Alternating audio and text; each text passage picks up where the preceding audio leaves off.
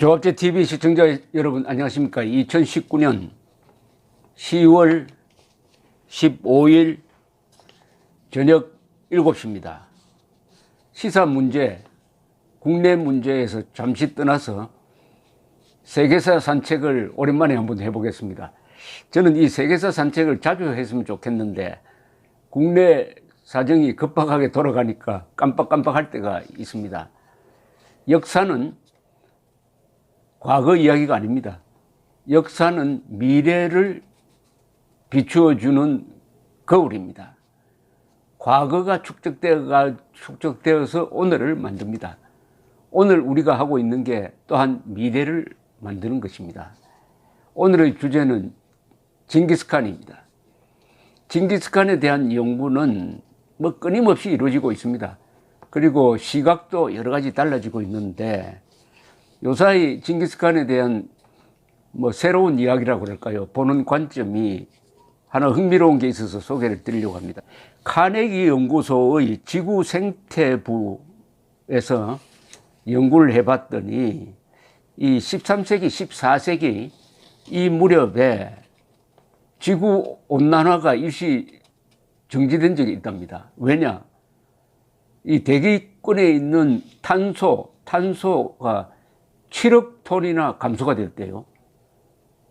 이 7억 톤의 탄소는 어느 정도 양이냐 하면은 요사이 석유를 막 사용해가지고 연간 배출하는 탄소 양과 맞먹으니까 어마어마한 탄소가 대기권에서 사라졌다는 겁니다. 왜 이런 일이 일어났느냐 하면은 징기스칸이 워낙 여러 나라를 침략을 하고 또 저항하기만 하면은 그 도시를 파괴하고 또 고려 때 그렇게 했듯이 강화도를 공격하기 위해서 강화도 주변에 농지를 다 불질러 버리고 하는 바람에 황폐된 데가 많았다는 겁니다. 황폐되는 지역이 늘어났다는 겁니다. 도시는 도시대로, 농촌은 농촌대로 이 몽골 기마 군단의 말발굽에 짓밟혀가지고 그러니까 황무지가 많이 생겼는데 이게 거기서 나무가 자라기 시작한 거죠. 황무지가 오래 가면 숲으로 변합니다.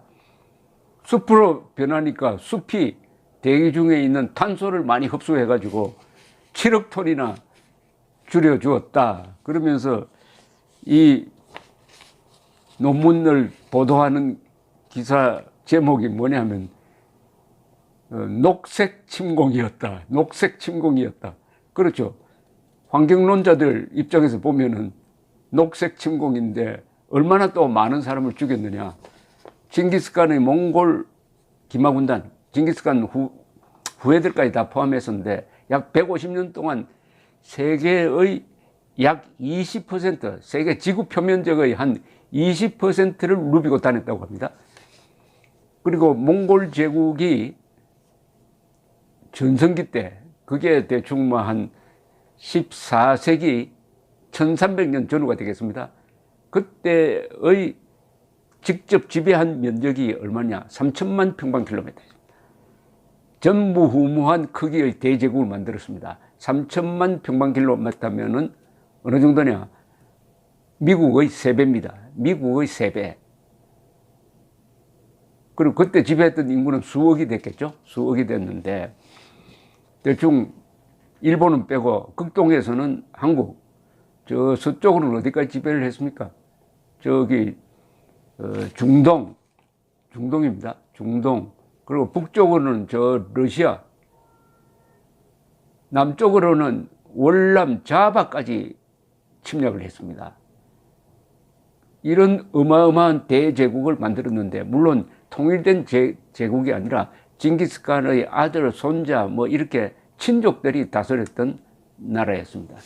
징기스칸 하면은 이 몽골 인종들은 상당히 좋아합니다. 징기스칸 하면은 몽골족의 위세를 떨쳐가지고 세계 최강의 기마군단을 가지고 주로 말과 활을 결합시켜서 저 로보캅처럼 생긴 유럽의 기마군단을 싹 쓸어버리고 저 두브로브니크, 크로아티아에 있는 두브로브니크까지 가서 또 폴란드, 그리고 헝가리, 독일까지 갔던 이런 기마군단의 위세, 같은 몽골족이다 이거죠. 같은 몽골족이다. 그래서 징기스칸을 좋아하는데 유럽에서는 징기스칸은 공포의 대상이죠. 지금까지도 공포의 대상인데 워낙 많은 사람을 죽였습니다. 이 몽골 기마군단이 이 150년 동안, 150년이면 주로 13세기, 14세기입니다. 얼마나 많이 죽였느냐. 그 고려까지도 포함됐죠. 고려를 한 6번, 7번 침공하지 않았습니까? 우리는 40년 동안 침공을 받아서 제일 오래 이 몽골 기마군단을 상대로 해서 제일 오랫동안 항전한 게 고려입니다. 그때 무신 정권이었으니까 이게 가능했습니다. 그리고 그렇게 오랫동안 항전하고도 왕조가 무너지지 않고 고스란히 왕조를 남겨놓고 조국만 바치면은 봐준 것도 고려밖에 없습니다. 이것은 몽골 사람과 고려 사람들의 인종적 어떤 친근 플러스 고려가 얼마나 끈질기게 항전을 하니까 몽골 사람들도 고려를 존중하게 된 거 아니냐 하는 생각도 듭니다. 자, 그런데 얼마나 죽였느냐가 이 통계상 여러 설이 있어요. 몽골의 세계 정복 과정에서 얼마나 많이 죽였느냐. 몽골은 어떤 성을 포기를 하면은 통지를 합니다. 항복하라, 다 살려준다. 저항하면 다 죽인다. 실제로 몽골군에 저항을 했다가 함락이 되면은 몽골 군대는 들어가서 거의 다 죽입니다. 단 예외가 있습니다. 기술자, 그리고 여자 일부를 남겨둡니다. 기술자 중에서는 의사는 꼭 살렸습니다. 그리고 파괴합니다. 도시를 파괴해요. 근데 1258년 이슬람 문명의 바로 센터에 있었던 바그다드, 아바시드 왕조가 다스리던 1258년 바그다드를 점령했습니다. 인구가 아마 수십만 됐을 것입니다. 철저하게 파괴했습니다. 바그다드를 철저하게 파괴함으로써 이슬람 문명권이 일대 위기를 맞았는데 그때 이 바그다드에 큰 도서관이 있었어요. 도서관에 있는 책을 전부 불태우고 이 티그리스 강에 집어 던졌습니다. 그래서 기록에 의하면 티그리스 강이 새까맣게 색깔이 변했답니다. 즉, 그 붓으로 쓴 책이, 그 소중한 책이 물에 적셔져서 강물이 새까맣게 변했다고 하는데 그 책이 남았더라면 얼마나 좋았겠습니까? 자, 얼마나 죽였을까 하는데 여러 설이 있는데 대충 모이는 게 3천만에서 4천만 명을 죽였다 이렇게 봅니다. 3천만에서 4천만 명이 죽었다. 3천만에서 4천만. 뭐 그것을 뒷받침하는 여러 통계가 있습니다. 예컨대 당시에 중국은 금나라, 송나라 아시죠? 금나라가 몽골한테 정복이 되고 이 금나라를 피해서 양자강 남쪽으로 갔던 남송은 나중에 점령이 됩니다만은 주로 금나라, 송나라가 이렇게 점령이 되는데 이 몽골 침략 이전에는 인구가 한 1억 3천만 명 정도 됐다고 합니다. 그러나 몽골 침략 이후에 남송까지 점령한 다음에 이 국세조사를 한번 해보니까 6천만 명만 등록이 돼 있더라. 그렇다고 해서 그 나머지가 다 몽골 군에게 죽은 건 아니겠죠. 뭐 질병이라든지 이런 걸로 또 이게 호적조사가 잘못되었을 수도 있으니까 어쨌든 인구가 대폭 감소되었다. 이런 통계가 있습니다. 그리고 러시아는 침공을 받았을 때 인구가 750만인데 한번 스쳐 지나가 버리니까 인구가 700만으로 줄어서 50만 명. 50만 명의 인구가 날아가 버렸다. 또 이 헝가리 마자르라고 그러죠. 헝가리에 가서 헝가리를 하면은 헝가리 사람들은 우리나라 이름은 마자르라고 이렇게 이야기합니다. 마자르 이 사람들은 또 몽골과 비슷한 투르크 계통의 사람들이 세운 나라인데 몽골이 침공을 했습니다. 1240년에서 41년에 걸쳐서 그때 헝가리가 기독교로 바뀌었어요. 헝가리 군대가 몽골 군대에 저항을 하다가 아주 몰살을 당했습니다.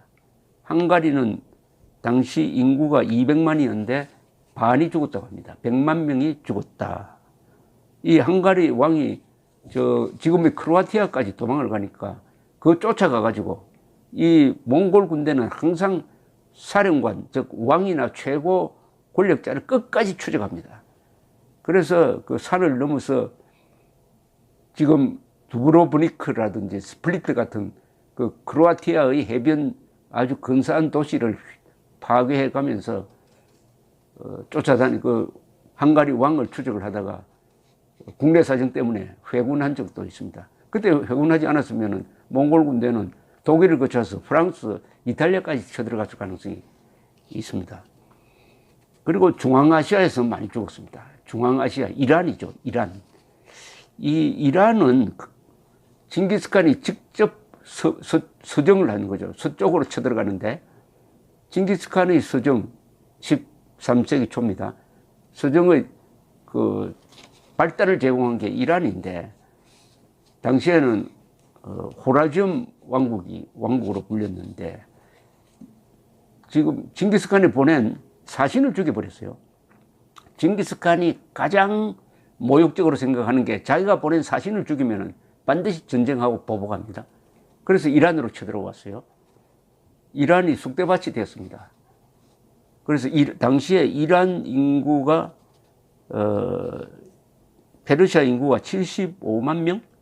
얼마 안 되네. 75만 명이 나중에 20만으로 줄었다는 뭐 이런 통계도 있습니다. 자, 또 있죠. 고려죠, 고려.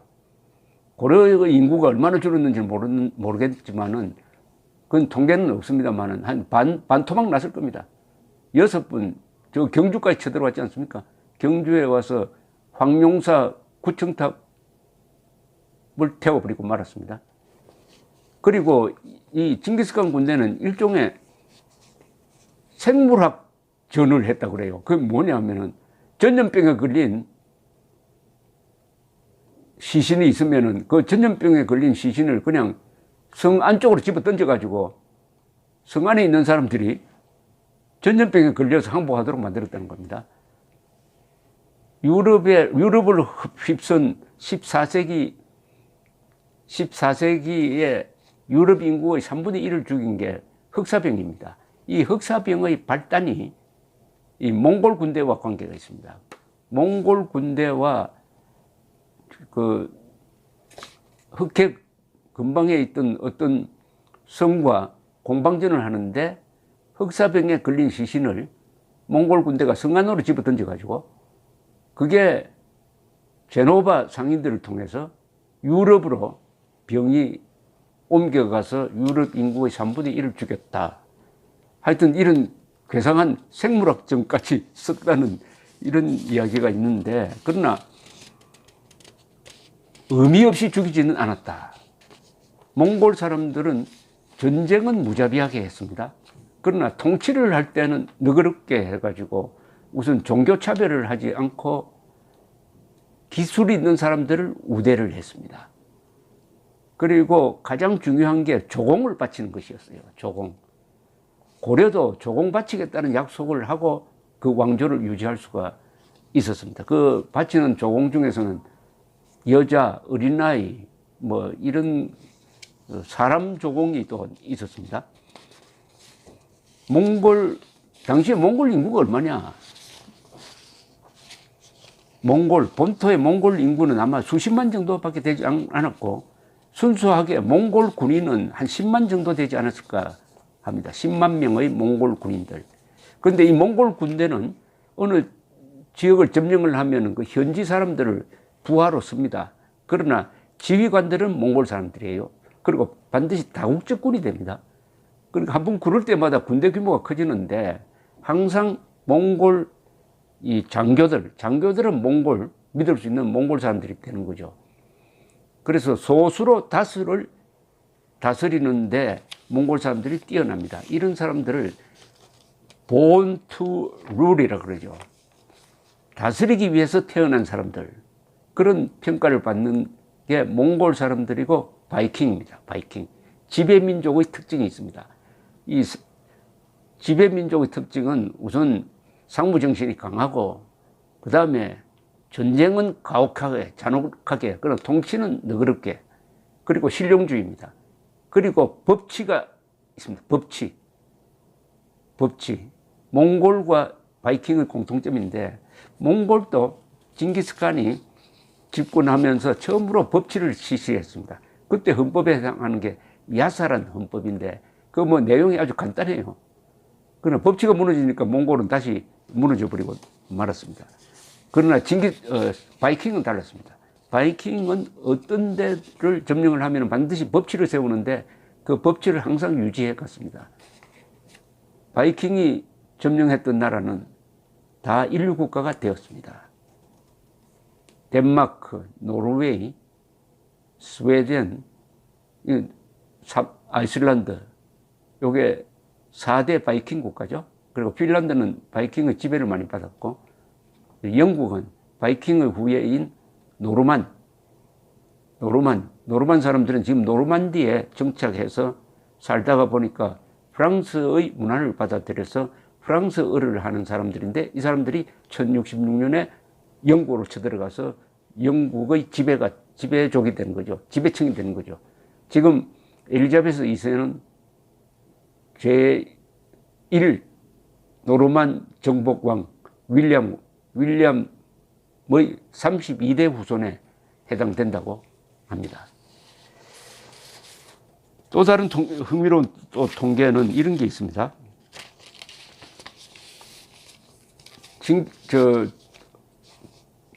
BBC 어스라는 걸 보면은 여행 프로가 많이 나옵니다. 여행 프로가 많이 나오는데 그걸 몇 달 전에 그걸 나레이션을 한 사람이 여자 배우인데, 유명한 영국의 여자 배우인데, 몽골 탐사를 하면서 몽골 연구를 하는 서양 학자와 인터뷰를 한 걸 들었습니다. 이분이 무슨 근거인지 모르겠는데 이렇게 이야기를 했습니다. 몽골에서 남자로 태어난 사람들은 다 군인이 되는데 죽을 때까지 한 사람당 300명을 죽였다는 겁니다. 한 사람당 300명을 죽였다. 몽골에서 남자로 태어나서 군인이 되면은 전쟁을 워낙 많이 하니까 1인당 300명씩 죽였다는 겁니다. 그러면 10만 명이라고 한번 해봅시다. 10만 명을 300배를 곱하면 3천만이 죽였다. 3천만 명.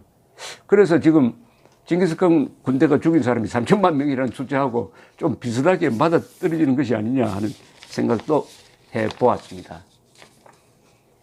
당시에 몽골 제국이 최대로 컸을 때의 지배 영역을 보면 오늘날 중국이죠.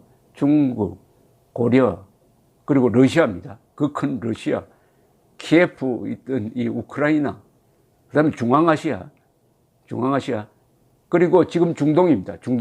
중동의 상당 부분, 상당히 가십니까? 유라시아 대륙에 걸친, 그래서 징기스칸에 의해서 유라시아의 대륙에 걸친 대제국이 만들어지고, 그것을 관리하기 위해서 역마 제도를 만들고 뭐 여러 가지 시스템을 만들면서 비로소 세계사라는 개념이 생깁니다. 세계사.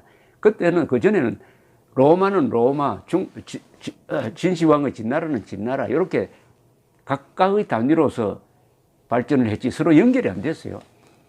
그러나 징기스칸 13세기의 이 대정복에 의해서 동서양이 서로 연결이 되어버렸습니다. 일종의 트랜스미션 역할을 했어요. 트랜스미션 역할을 하면서 비로소 서로 교역이 이루어지고 여행도 가능하고, 마르코폴로 같은 베니스 사람이 저 북경까지 가서 살다가 20년 만에 돌아와서 쓴 게 동방견문록이고, 그 동방견문록에 심취했던 콜럼버스가 동방견문록하고 성경을 갖고 1492년에 세척의 배에 싣고 동방견문록에 나와 있는 황금의 나라 인도를 발견하러 간다면서 아메리카 대륙으로 출항을 했던 것입니다.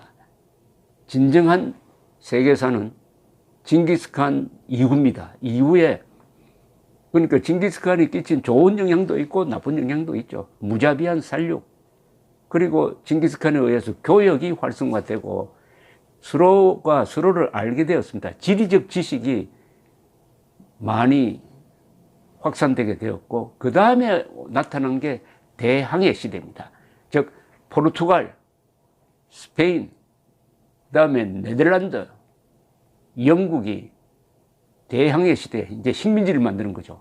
배 잘 타는 사람들이 이제는 거기에 과학 기술을 실어가지고, 즉 무기를 실어가지고 이제는 징기스칸에 대한 일대 보복이 시작됩니다. 징기스칸의 세계 지배는 말이었습니다. 기마 민족이었습니다. 그러나 유럽에서는 배였습니다. 배. 세계사는 말 잘 타는 사람이 다스리다가 나중에는 배 잘 타는 사람으로 넘어갑니다. 그 다음에는 하늘을 지배하는 사람으로 넘어가죠. 항상 이 스피드가 굉장히 중요합니다. 그런데 이렇게 이야기합니다. 몽골은 바람처럼 사라졌다. 그렇게 아닙니다. 몽골의 역사는 굉장히 오래 계속됩니다. 예컨대 예를 하나 들으면은 1700년을 딱 기준으로 해가지고 당시 세계에 4대 제국이 있었습니다. 1700년에 대영 제국, 그 다음에 인도에 무갈 제국이 있었어요. 중국에는 청나라가 있었습니다. 청나라가 있었어요. 또 하나가 있었습니다. 오스만 터키 또는 오스만 투르크, 지금 터키죠. 이 4대 제국 중에서 영국은 앵글로색슨 쪽이니까 바이킹의 후예들이 지배하던, 나머지 이 세 제국은 다 유목민족 출신들입니다. 유목민족. 오스만 터키는 투르크족, 돌굴 쪽이 만든 나라고, 그 다음에 인도의 무갈 제국은, 무갈이란 말이 뭐냐? 이란 말로 몽골이란 뜻입니다. 무갈 제국을 세운 사람들이 징기스칸 후예를 자처하는 기마군단이었어요. 우즈베키스탄에서 남쪽으로 원정을 해가지고 인도를 지배했습니다. 뭐 청나라는 잘 아시다시피 몽골 인종과 아주 비슷한 여진족이 다스렸죠.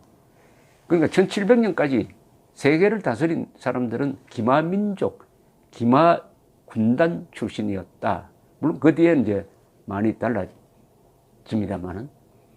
그래서 우리 한국 사람들은 몽골 반점을 갖고 있으니까 몽골 기마군단과 같은 어떤 기질을 갖고 있죠. 그 기질은 야성적이다.